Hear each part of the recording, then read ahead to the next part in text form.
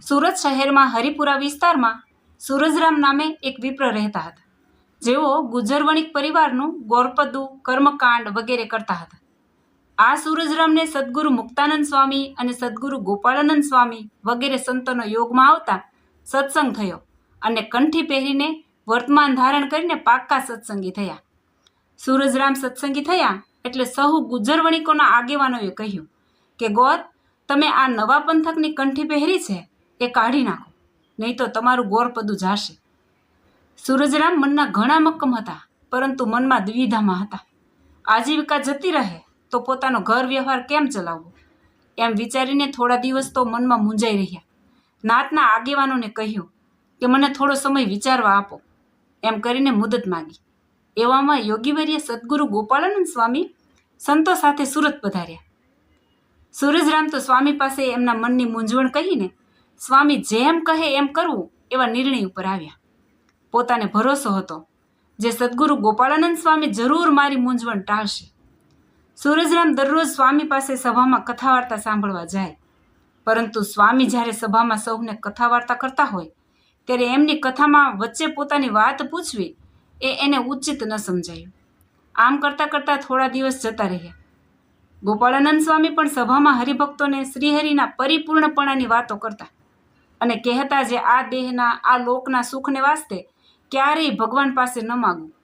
ભગવાન શ્રીહરિ તો બધું જ જાણે છે. આત્માના આત્યંતિક કલ્યાણ સિવાય શ્રીહરિ પાસે કશી ઈચ્છા રાખવી નહીં. આમ બળભરી વાતો સાંભળીને સૂરજરામને તો દ્રઢ નિશ્ચય થઈ ગયો. થોડા દિવસ રોકાઈને ગોપાળાનંદ સ્વામી સુરતથી વિચરણમાં જવા તૈયાર થયા. એ વખતે સુરતના સહુ ભક્તો સ્વામીને વળાવવા ચાલ્યા. સૂરજરામ પણ એ વખતે સહુ સાથે ચાલતા હતા. વળાવવા આવેલા સહુ ભક્તો હરિપુરાનો વિસ્તાર પૂરો કરીને દિલ્હી દરવાજા તરફ ચાલ્યા. ત્યારે સ્વામીએ સૌને રોક્યા ને કહ્યું કે ભક્તો, હવે તમે સહુ પરત જાઓ ને કામકાજે વળગો. આમ સાંભળીને સહુ ભક્તો પાછા વળ્યા. પરંતુ સૂરજરામ તો સ્વામી સાથે આગળ થોડું ચાલતા બોલ્યા, જે સ્વામી, મારું ઘર આ શેરીમાં છે, તો ત્યાં પધરામણી કરવા પધારો. ત્યારે ગોપાળાનંદ સ્વામી કહે, ભગત, આજ તો બહુ મોડું થશે, ફરીને આવશું ત્યારે તમારે ઘેર પધરામણી કરીશું. ત્યારે સૂરજરામ હાથ જોડીને બોલ્યા, સ્વામી, આપ રાજી હોવ તો મારે એક વિનંતી કરવી છે. ત્યારે સ્વામી એમના સામું જોઈને કહે, બોલો સૂરજરામ, શું તકલીફ છે?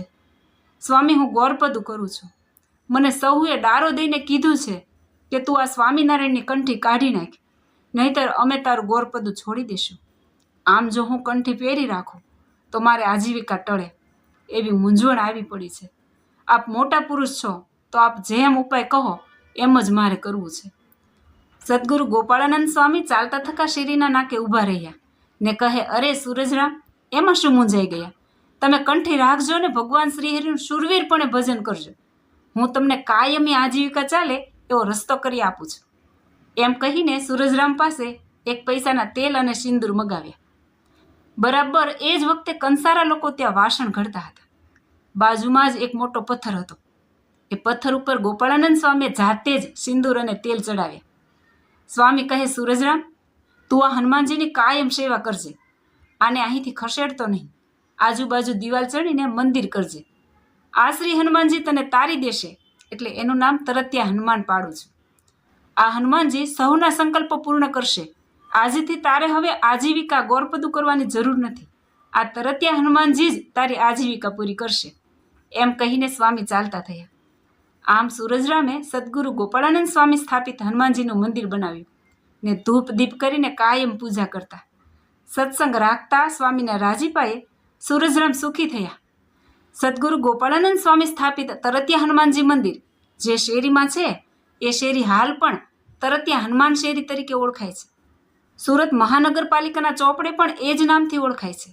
સ્વામીના પધરાવેલા એ પ્રસાદીના તરત્યા હનુમાનજી હાલ પણ સાક્ષાત પડે રહીને દર્શન આપે છે અને શ્રદ્ધાળુ ભક્તોના દુઃખ હરે છે.